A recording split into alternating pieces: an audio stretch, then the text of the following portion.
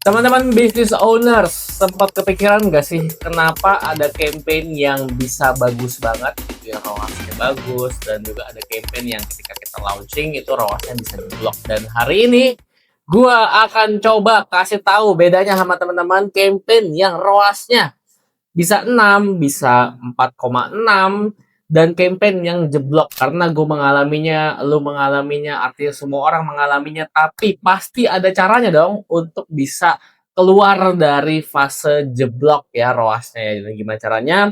Hari ini di video kali ini gue akan coba bedah semuanya, oke? Untuk yang baru masuk ke dalam channel gue gitu ya, kenalin, nama gue Jordan dan gue adalah seorang ex agency owner. Jadi artinya gue udah nggak lagi di agency, dan pengalaman gue di agency membantu gue untuk melihat berbagai macam perspektif dari flow bisnis. Jadi dari segi bisnis doang, nggak cuma dari segi dashboard. Dan gue menciptakan sebuah metode Meta Ads yang mana sudah dipakai oleh berbagai macam orang nih ya. Ada yang belum 3 hari udah lolos 50 konversi pembelian, ada yang udah nerapin ngasih hasilnya ke gue, ada yang ngerasa dar-der banget gitu ya. Di Instagram gue juga share berbagai macam hal mengenai Meta Ads, nggak cuma di YouTube doang. Dan gue juga diundang oleh berbagai macam corporate, mulai dari otomotif, software, retail, jasa, jadi macam-macam udah diundang. Dan gue juga sering mengadakan workshop setiap bulannya, dan ini adalah yang biasanya peserta-peserta mengikuti workshop. So, gue sangat aktif di industri Meta Ads, dan hari ini kita akan coba bedah kebingungan teman-teman mengenai kenapa campaign bisa jeblok dan kenapa campaign bisa bagus hasilnya, oke? Nah, di depan gue ini sudah ada campaign gitu ya, ada 5 campaign yang CBO semua settingannya, alias automatic bidding menggunakan CBO dan juga menggunakan settingan dari Meta Ads. Jadi ini CBO semuanya. Oke, dan teman-teman bisa lihat di sini budgetnya sama 100 100 100 kecuali yang paling bawah 200 gitu ya. Dan coba kita lihat hasilnya, kita langsung lihat ke hasilnya adalah ke purchase-nya. Ada yang 9, 20, 10, jadi kurang lebih ada yang mirip-mirip ya. Dan di sini aku taruh garis ya, garis buat apa teman-teman di tengahnya ini? Untuk membedakan gitu ya. Yang atas ini ROAS-nya bagus, yang bawah ROAS-nya jeblok 0, walaupun sudah 20 pembelian nih 0,9. Ini 20 pembelian juga, tapi kok bisa 6 gitu ya. Ini 9 pembelian 4,6. Ini 9 pembelian tapi kok 0,8 ROAS-nya. Padahal gitu ya. Budgetnya sama nggak teman-teman? Sama ya, mirip-mirip gitu ya.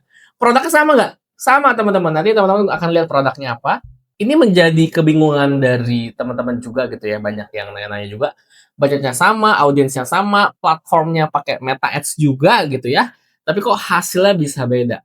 Nah, kira-kira apa teman-teman? Kira-kira apa yang membedakannya? Dan hasil bedanya nggak sedikit loh. Hasilnya sangat jauh bedanya ya. Teman-teman bisa lihat di sini. Dari segi ROAS-nya ini sangat jauh. Dan yang membedakan itu adalah satu doang teman-teman, yaitu mengenai copywriting-nya. Oke? Jadi di sini gue sudah membedakan ya, sebelah kiri ini adalah bad ROAS ya, yang dapat 0,8, ini konten iklannya. Dan ini adalah good ROAS, dan ini konten iklannya. Nah, kita kan coba sama-sama melihat seperti apa konten iklan yang menghasilkan ROAS jelek dan juga konten iklan yang menghasilkan ROAS yang bagus, dan tapi bisa sampai sepeda begitunya. Nah, di bawah sini gue sudah menuliskan skripnya juga, jadi teman-teman sambil nonton sambil bisa baca skripnya, oke? Kita coba lihat ya konten iklannya seperti apa. Meta Ads itu bukan soal nebak-nebak.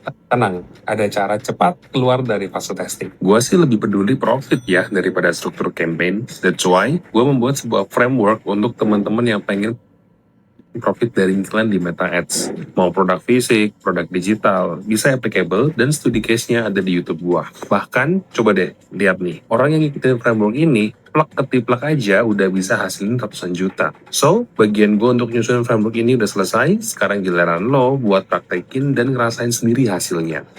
Oke, jadi produknya adalah kelas online gue, teman-teman, di mana gue menjual framework beriklan ya, framework marketing gue. Nah, ini skripnya gitu ya, persis ya, seperti yang tadi teman-teman nonton. Hasilnya adalah begini, teman-teman, jeblok. Gitu ya, mau gue coba bagaimanapun gitu ya, jeblok.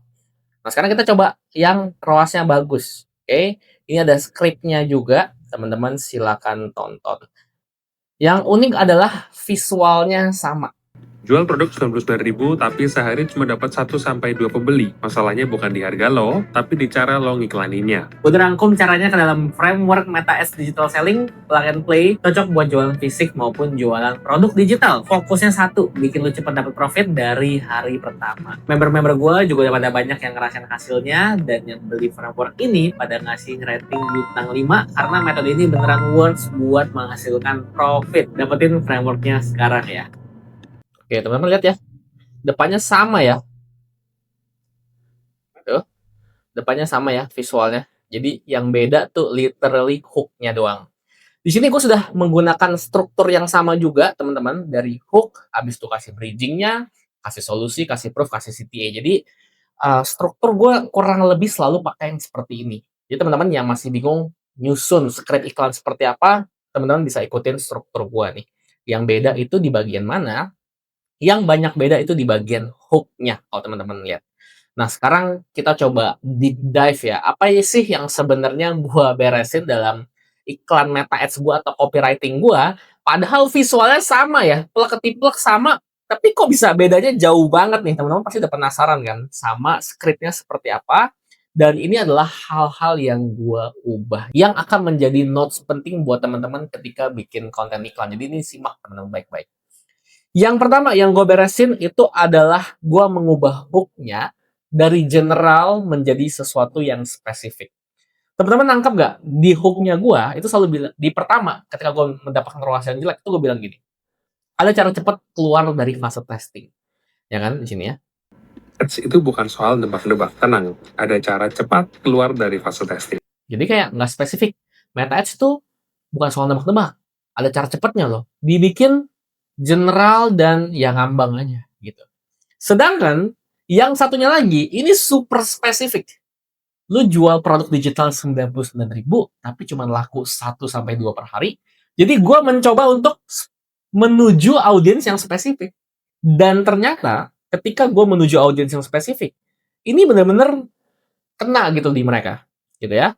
Nah, sehingga gue menuliskan gitu ya, add copy rule yang pertama buat teman-teman adalah hal yang terlalu general. Kalau teman-teman tuh cuman ngomongin hal-hal yang general aja gitu ya, hal-hal yang ngambang, itu akan menciptakan ambigu gitu ya, akan menciptakan ambiguitas.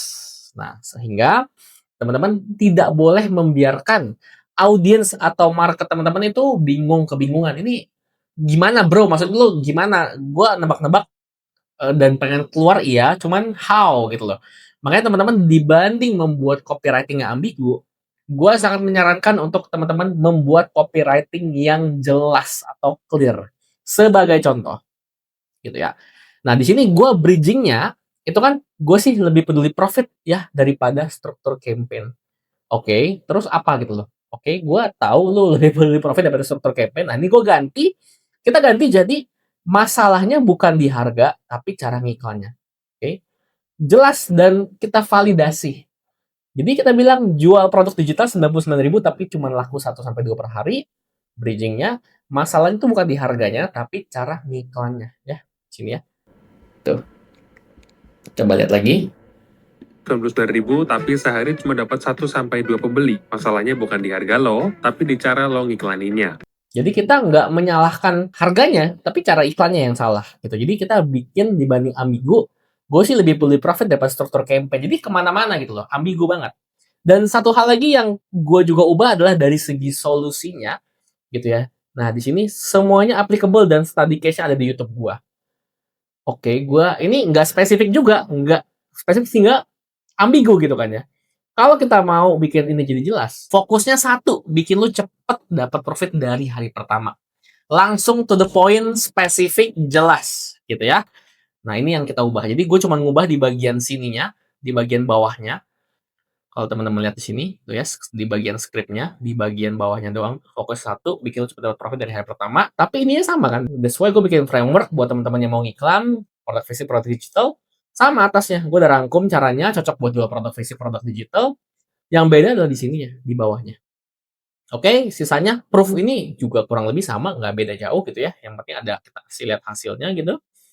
Nah, sehingga kesimpulan gue adalah ketika nanti teman-teman beriklan, Hal yang teman-teman harus hindari adalah menggunakan kata-kata yang superlatif kayak terbaik, ternyaman, nomor satu gitu loh, paling best gitu loh. Itu harus dihindari karena hal-hal tersebut hanya akan membuat teman-teman jadinya bikin konten iklan yang general, yang tentunya tadi ya, ciri-ciri ROAS yang nggak bagus, dan juga ambigu. Ini kan jadi orang juga nggak clear ya, oke ternyaman dari segi apa indikatornya, terbaik dari segi apa indikatornya, mending dibikin jelas aja gitu ya. Nah ini gue ambil contoh aja satu ya, yang lebih lebih lebih umum ya, ya bukan produk digital tapi produk fisik.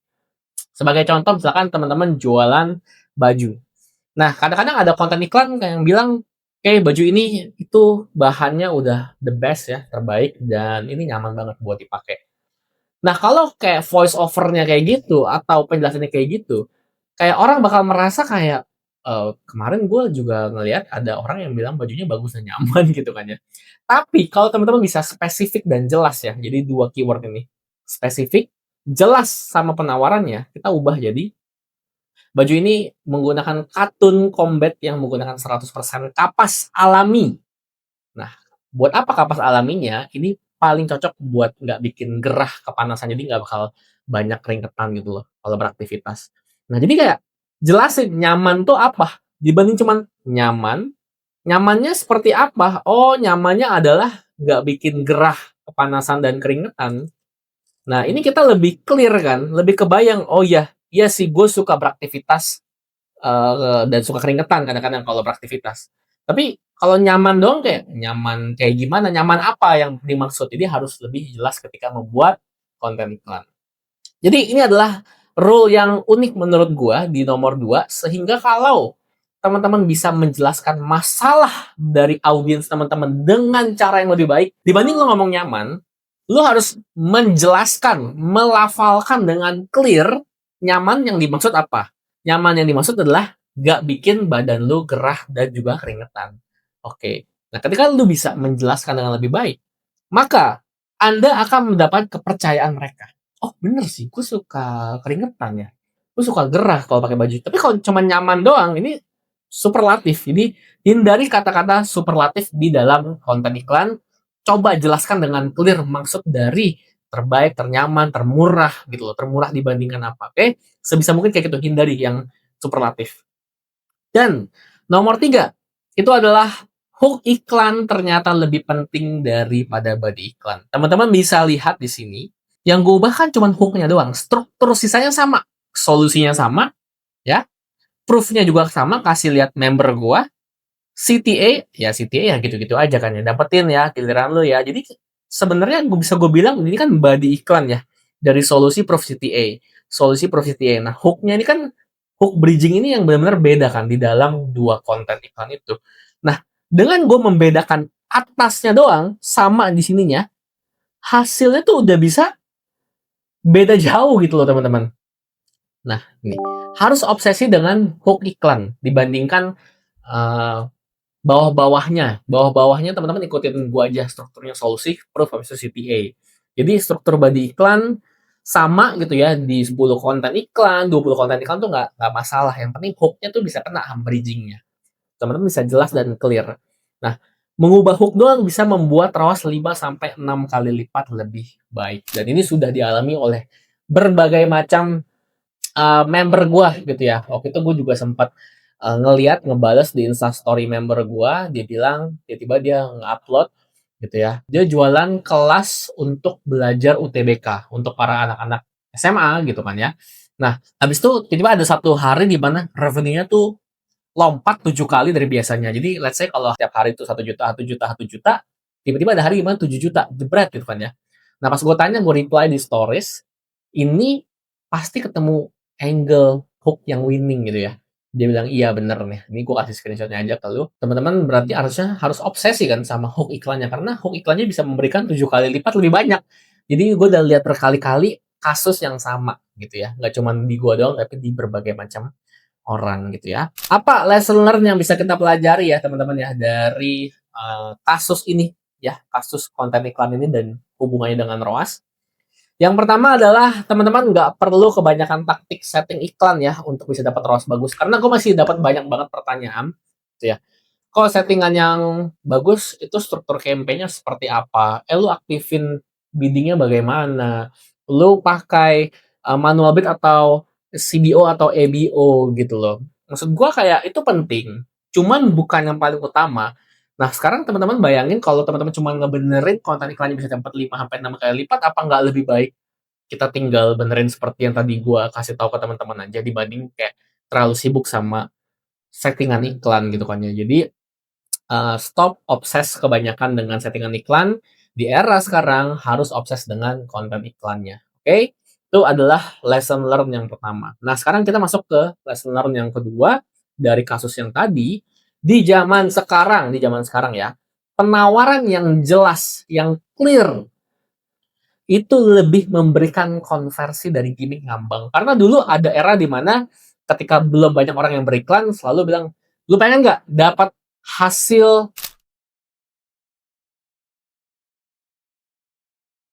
nggak buang-buang banyak waktu buat testing iklan. Nah, ikut kelas gua.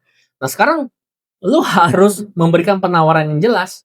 Lu ngerasa nggak penjualan lu cuma 1 sampai 2 hari doang? Ya, kalau lu ngerasain, nah, gue bikinin produk yang fokusnya adalah membuat lu profit dari hari pertama nih. Jadi gue tuh bermain dengan kejelasan angka gitu ya. Nah, jadi gue bisa bilang, lu kalau testing iklan biasanya berapa banyak? Berapa lama? 2 minggu. Gimana kalau gue bisa bikin lu testing iklan cuma 3 hari doang? Nah, itu kan lebih clear dong. Jadi penawaran yang lebih jelas memberikan konversi yang lebih bagus. Jadi be clear sama penawaran yang lu bikin di konten iklan, oke? Dan yang ketiga, nggak perlu ngulang setiap kali bikin script iklan. Kita cukup habiskan 90% waktu kita untuk bikin hook iklan yang kena, yang winning gitu loh. Karena gue lihat juga beberapa orang gitu ya, ketika bikin konten iklan dia bilang, "Wah, susah banget nih bikin konten iklan, nggak ada ide lagi, gue bingung gimana." Nah, itu kenapa mereka bingung, kenapa lu bingung gitu ya. Karena ketika lu bikin konten iklan, lu tuh bikin ulang lagi, bikin ulang lagi, bikin ulang lagi, pakai struktur gitu loh. Cukup pakai struktur kayak gini gitu loh. Pakai struktur kayak gini yang dibedah cuma di bagian atasnya doang. Nah, kalau udah pakai struktur kayak gini, gitu ya. Jadi kita nggak perlu ngulang setiap kali kita bikin konten iklan, cuman ngubah hooknya doang. Dan ketika ngedit, ini jadi lebih gampang lagi. Jadi badinya nggak usah kita kita buang, kita pakai lagi untuk hook yang baru, tinggal ditempel. Kan kayak gitu lebih enak kan, lebih gampang gitu, lebih cepat kalau mau bikin konten iklan. Oke, jadi ini adalah 3 hal yang teman-teman perlu pelajari ya, perlu perlu tahu ya ketika ROAS teman-teman jelek, ingat-ingat hal ini dan ingat-ingat hal ini aja, nggak usah terlalu bingung ngurusin hal-hal yang lainnya. Dan menurut teman-teman, apakah konten ini membantu gitu ya? Kalau memang menurut teman-teman konten ini membantu, gua juga mengadakan workshop ya, workshop Meta Ads di setiap bulannya, di mana peserta gua berasal dari berbagai industri juga, ada yang bisnis B2B, produk dan atau brand, jual ebook, jual kelas online, jual jasa, jual grup VIP juga ada, agen juga ada, sales juga ada, konsultan ataupun coach juga ada. Jadi kalau teman-teman adalah salah satu dari orang-orang ini, teman-teman cocok untuk ikut workshop gue juga di bulan Juni ini. Oke?